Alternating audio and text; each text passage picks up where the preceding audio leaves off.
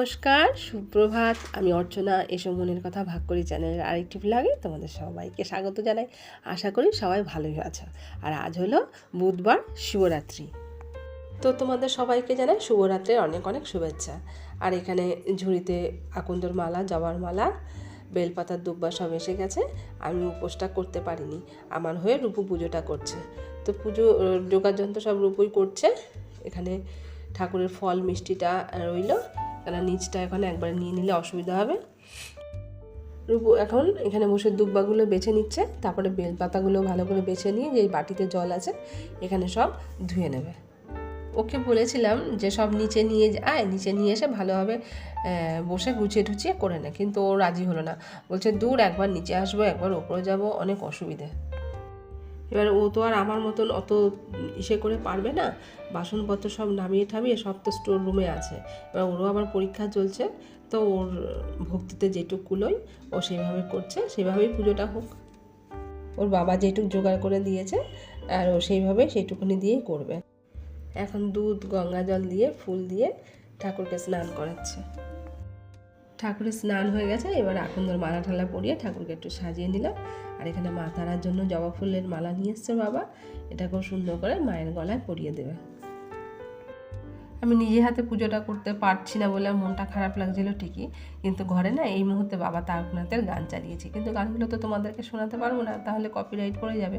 মানে বাবা তারকনাথের গান চলছে ঘরে, আর রূপু পুজোটা করছে, আমি ভিডিও করছি। তো রূপুর হাতের কাজগুলো দেখে আর গানটা শুনে মনটার মধ্যে বেশ অনেকটাই শান্তি হচ্ছে, অনেকটাই আনন্দ হচ্ছে। কিন্তু নিজে হাতে সব কিছু করতে পারলে আরও ভালো লাগতো, কিন্তু কি করা যাবে।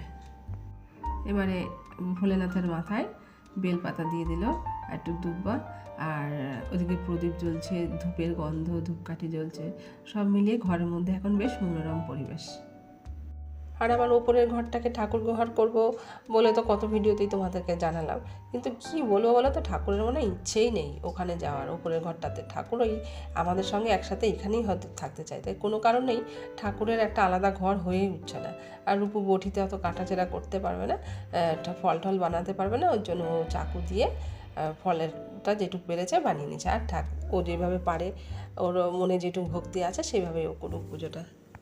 আর ও না সাবু টাবুও ভেজায়নি, কেননা ওই সব বাসনপত্র তো স্টোর রুমে রয়েছে, আমি নামিয়ে দিতে পারিনি, আর ওর পক্ষে সম্ভব না অত জিনিসপত্র নামিয়ে তারপরে আবার সাবু টাবু ভিজিয়ে পুজো করা।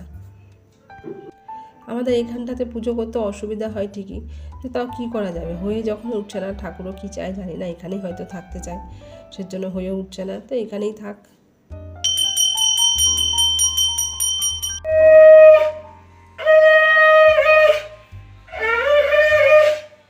রূপুর পুজো করা হয়ে গেছে, আর ও প্রসাদও দিয়ে দিয়েছে সবাইকেও, নিজে একটু প্রসাদ খেয়েছে, কিন্তু বেলটা তো বেলপানা না করে দিলে খেতে পারবে না, আর ও তো সকাল থেকে উপোস রয়েছে, সেজন্য এখনও বেলপানাটা করে দিচ্ছি ওকে। শিব ঠাকুরের পুজোতে এই বেলটা একদম মাস্ট, বেলটা লাগবেই। তবে এই বেলের লাগার কিন্তু একটা কারণ আছে জানো, কেননা শিবের উপোসে তো একদম নির্জলা উপোস থাকে। তবে এখন তো নির্জলা বলতে অনেক রকম, অনেক কঠিন, সেইভাবে তো এখন আর হয় না, যা যেটুক সম্ভব সেইভাবেই এখন করে। আর নির্জলা উপোস মানে পেটে কিছু পড়বে না, আর পেটে কিছু না পড়লে তারপরে পুজো টুজো সেরে ফল খাওয়া মানেই তো অ্যাসিড। তার মধ্যে এই বেলটাই হলো একমাত্র ফল যেটা খালি পেটে খাওয়া যায়, যেটা খালি পেটে খেলে কোনো সমস্যা হবে না। তাই শিবের পুজো করার পরে কিন্তু পুজো সারার পরে বেলপানা করে খালি পেটে আগে বেলের শরবতটা কিন্তু খেতে হয়, তারপরে সাবু ফল টল যা খুশি খাও। তাহলে যাদের হুট করে ধরো উপোস করার পর খালি পেটে ফল খাওয়ার পর অম্বল ঠম্বল হয়ে যায়, বিভিন্ন রকম সমস্যা দেখা দেয়, তাদের কিন্তু সেটা হয় না। আর বেলই হলো একমাত্র ফল যেটা খালি পেটে খেতে হয়। আর খালি পেটে বেল খাওয়ার কিন্তু অনেক রকম উপকারও আছে। এক গ্লাস প্রথমে রূপুকে ঢেলে দিই, রূপুকে বলেছিল পুজো হয়ে যাওয়ার পর ঢ্যাঁড়সগুলো কেটে দিই, আমি ততক্ষণ বেলপানাটা করি, তার ঢ্যাঁড়সটা ভাজা করে দেবো। কারণ আমার ছেলেটা আবার ঢ্যাঁড়স ভাজা খেতে খুব ভালোবাসে। এক গ্লাস ওর বাবার জন্য ঢেকে রেখে দিলাম, আর এখানে এক গ্লাস আমারটা রইল। আর আমিও সকাল থেকে এখনও কিছু খাইনি, রূপু উপোস করেছে, ওই জন্য আমি না করতে পারলেও পুজোটা আমি উপোস রয়েছি। আর আমার একটুখানি ছেলেটাকে একটু দিই, ছেলেটা খেতে চায় না, তবে আজকে তো আবার দেখছি খাচ্ছে, কি করবে কি জানে। আজকে কোন দিকে সূর্য উঠেছে কে জানে, ঢকঢক করে পুরোটাই খেয়ে নিয়েছে। তবে বেলটাও খুব ভালো ছিল। রুপুর বাবার এই একটা গুণ খুব ভালো, ও বেল খুব ভালো আনতে পারে চিনে। আমি সকালবেলা চা বিস্কুট খেয়েছিলাম, তবে আর কিছু খাইনি, মেয়েটা উপোস করে রয়েছে। এখন এই বেলপানাটা খেয়ে ছেলেটাকে স্নান করাবো। ছেলেটা গেছিলো খেলতেও, স্নান হয়নি। এবারে ছেলেটাকে স্নান টান করে নিয়ে এসে শিবের মাথায় জল ঢালার জন্য। ওকেও তো শিখতে হবে। তো প্রথমে ওর দিদি তো বেশি করে জল দিয়ে একেবারে দুধ গঙ্গা জল দিয়ে ভর্তি করে রেখেছে, আর দেওয়ার জায়গা নেই যদিও। তো আজকে তো আর ওগুলো জলটা সরানো যাবে না, তো ছেলেকে বললাম এই পঞ্চপত্রের চামচটা দিয়ে তুই জলটা দে। প্রথমে ডান দিকে শিব ঠাকুরের ডান দিকে দিতে হয় সিদ্ধিদাতা গণেশের নামে, তারপরে শিব ঠাকুরের বাঁ দিকে থাকে কার্তিক, সেই কার্তিকের নামে দিতে হয়। তারপরে ওই সামনের দিকটাতে থাকে শিব ঠাকুরের মেয়ে অশোক সুন্দরী, তার নামে দিতে হয়। তারপরে 4 সাইডে গঙ্গা জলটা ঘুরিয়ে দিতে হয় মা পার্বতীর নামে। তারপরে ওম নমঃ শিবায় 3 বার বলে শিবের মাথায় জল দিতে হয়।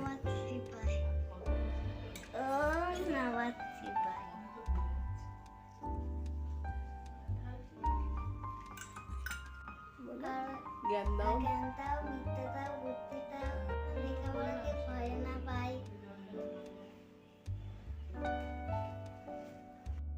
শিবের মাথায় জল দিতে গিয়ে যে কথাগুলো আমি তোমাদেরকে বললাম, অনেকেই হয়তো জানো, আবার অনেকেই জানো না। তবে শিবের মাথায় জল দেওয়ার নিয়ম কিন্তু এটাই, প্রথমে ডান দিকে দিতে হয়, তারপরে বাঁ দিকে, তারপরে ওই সামনের দিকে, তারপরে চারপাশ ঘুরিয়ে দিয়ে তারপরে শিবের মাথায় জল দিতে হয়। আমার ভাত, ডাল আর ভেন্ডি ভাজা হয়ে গেছে। এবারে বসাচ্ছি নিরামিষ বাঁধাকপির তরকারি। আলু, ক্যাপসিকাম, টমেটো দিয়ে, জিরে, তেজপাতা, কাঁচা লঙ্কা দিয়ে, জিরের গুঁড়ো দিয়ে বাঁধাকপির ঘন্টটা করে নেব। আর রূপু বলেছে কি আজকে ও ভাত খাবে না, ওর ভাত খেতে ইচ্ছা করছে না, ও বলছে লুচি খাবে বাঁধাকপির তরকারিটা দিয়ে। তারপর বাঁধাকপির তরকারিটা হোক, তারপরে ওর জন্য কয়েকটা লুচি ভেজে দেবো। বাঁধাকপির তরকারিটা আমার হয়ে গেছে। এবারে ময়দাটা ময়াম দিয়ে মেখে নিতে এসেছি। তো মেয়েটা সারাদিন উপোস করে রয়েছে, এখন যেটা ও মুখ দিয়ে বলছে যে খেতে চাইছে, তা না তো করতে পারি না। ঠিক আছে, একটু বসো, ময়দাটা মেখে নিয়ে একটু পরে লুচিটা ভেজে দিচ্ছি। তাছাড়া অনেকে আবার বলে যে শিবের উপোস করে কিন্তু ভাত খায় না, চতুর্দশী মানে যতক্ষণ না ছাড়বে ততক্ষণ ভাত খাওয়া যায় না। তো ভালো, যখন ভাত খেতে চাইছে না, লুচি খাবে, ভালো কথা, লুচি করে দিই। ও আবার সাবু খুব একটা খেতে পারে না। ময়দাটা মাখা হয়ে গেছে, একটু তেল মাখিয়ে রেখে একটু ঢেকে রেখে দিলাম। ময়দাটা তেল মাখিয়ে তো রেখে দিয়েছিলাম, এখন আবার একটুখানি ঠেসে নেবো, ঠেসে তারপরে লেচি কাটবো। আর এখন কিন্তু আর দুপুর নেই, দুপুর পেরিয়ে এখন বিকেল হয়ে গেছে, এখন মোটামুটি 5টা বাজে। আর রূপু ওই বেলা যে বেলপানাটা না খেলো, খেয়ে বলছে কি প্রসাদ খেলো, বেলপানা খেলো, খেয়ে বলছে আমার পেটটা ভরে গেছে, আমি এখন আর খাবো না, পরে খাবো। তো এখন এসেছি লুচিটা ভাজতে। আর আমিও কিন্তু এখনও ভাত খাইনি, আসলে আমারও ইচ্ছে করছে না। প্রত্যেকটা বছর তো উপোস করেই থাকি, পুজো টুজো করি, ভাত তো আর সারাদিন খায় না। তো আমারও কি মনে হয়েছে, আমারও বেলপানা খেয়ে পেটটা ভরাই আছে, আমি আর ভাত খাইনি। আর এই সমস্ত করতে করতে না আমাদের ছোটোবেলার কথা মনে পড়ে যাচ্ছে। আমরা যখন ছোট ছিলাম, শিবরাত্রি করতাম, তখন কি হতো বলো তো, আগে তো লোকের বাড়িতে সব বড় বড় উঠোন থাকতো না, সেই যাদের বাড়িতে খুব বেশি বড় উঠোন আছে তাদের বাড়িতে মানে ওই চটফট টানিয়ে না একটু প্যান্ডেল মতন করা হতো, চারিদিক ঘেরাও করে দিয়ে তার মধ্যে ভিডিও লাগানো হতো। তো সেই সময়টা না আমরা দিনের বেলা কেউ জল ঢালতাম না। আমরা যখন ছোটো ছিলাম শিবরাত্রি করেছি, শিবরাত্রি মানে রাত্রেবেলায় জল ঢালা, সারাদিন উপোস থেকে বিকেলবেলার দিকে গঙ্গায় গিয়ে স্নান টান করতাম, গঙ্গার জল নিয়ে আসতাম, তারপরে সব সন্ধে হলে যোগাড় যন্ত্র করে শিবের মাথায় জল ঢালতাম, বা ঘরেও পুজো করতাম, আবার বাড়ির সামনে মন্দির আছে সেখানেও জল ঢালতে যেতাম, কারণ সেখানে ঠাকুরমশাই থাকতো, অঞ্জলি টঞ্জলি দেওয়া। তো তারপরে আর রাত্রেবেলায় ঘুমানোর কোনো নিয়ম ছিল না। আগে আমাদের ঠাকুমা দিদারা বলতো শিবরাত্রি করলে পা মেলে বসা যায় না, চুল ছেড়ে রাখা যায় না, তারপরে রাতে ঘুমানো যায় না। তো এইগুলো আগে খুব মানা হতো। তো তখন এরকম ভিডিওর ব্যবস্থা করা হতো। তো আমরা সবাই যারা শিবরাত্রি করতাম সবাই ওই রাত জেগে ভিডিও দেখতাম, আর করতাম কি বলে, প্রহরে প্রহরে, 4 প্রহরে জল দেয় না শিবের মাথায়, সেই প্রহরে প্রহরে গিয়ে ঠাকুরমশাই থাকতো, জল ঢেলে আসতাম। তো এইভাবেই আমরা শিবরাত্রি পালন করতাম। আমরা সব বন্ধুরা একসঙ্গে মিলে শিবরাত্রি করতাম। তারপর বাড়ির বড়দের সঙ্গে সেই সবাই মিলে গঙ্গায় যাওয়া। আমার বাপের বাড়ি তো হালিশহরে, আমার বাপের বাড়ি থেকে হালিশহর স্টেশন যতটা দূর ওইদিকে, আবার এইদিকে গঙ্গাও ততটা দূর। তো আমরা সবাই মিলে বাড়ির বড়দের সঙ্গে, পাড়ার আরও অনেকজনেরা মিলে আমরা একসঙ্গে সবাই মিলে গঙ্গায় যেতাম। অতখানি রাস্তা হেঁটে হেঁটে যেতাম, আবার হেঁটে হেঁটে আসতাম, আবার গঙ্গা জল হাতে থাকতো, গঙ্গার জল নিয়ে আসতাম। তো আমরা এইভাবে শিবরাত্রিগুলো পালন করতাম। আর এখন আস্তে আস্তে যত বয়স বাড়ছে অত ছোটোবেলার কথাগুলো দেখি মনে পড়ে, আর ভাবি সব কোথায় গেলাম আমরা বন্ধুরা, কেমনভাবে হারিয়ে গেলাম। আসলে কি বলো তো, আমাদের মেয়েদের বন্ধুত্বটা না সেইভাবে থাকে না। সব মেয়েরাই বিয়ে থা হয়ে চলে যায়, সবাই সবার সংসার নিয়ে, স্বামী সন্তান নিয়ে ব্যস্ত হয়ে পড়ে।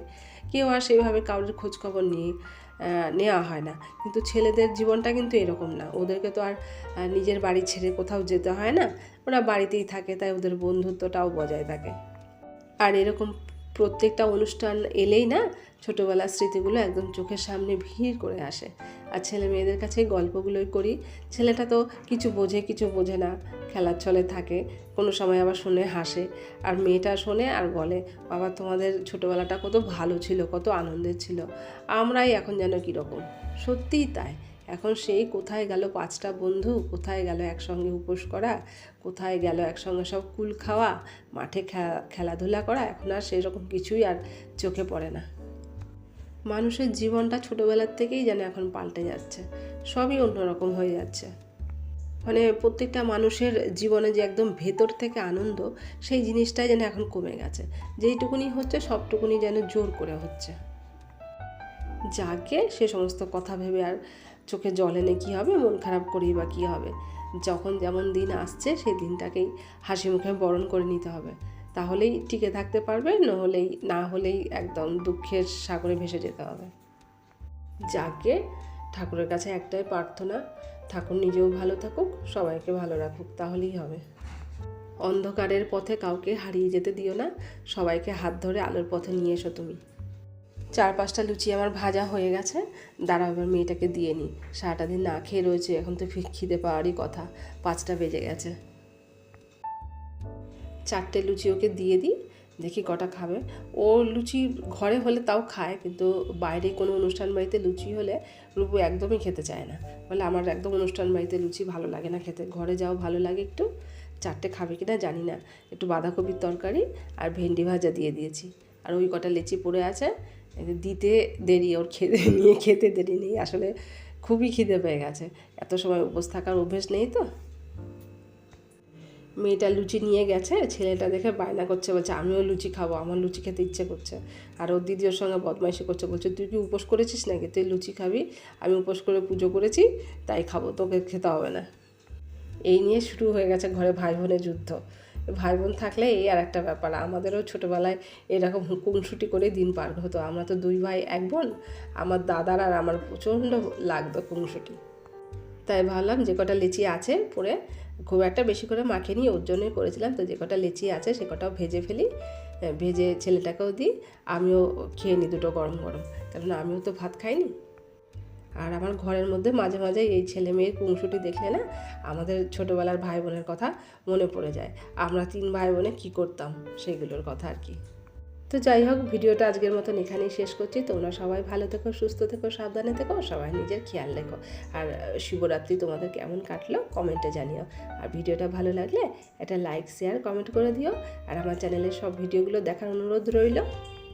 যদি ভালো লাগে তাহলে আমার চ্যানেলটিকে একটু সাবস্ক্রাইব করে আমার পাশে থেকে যাও। তাহলে আজকের মতন রাখি, টাটা, দেখা হবে আবার পরের ভিডিওতে।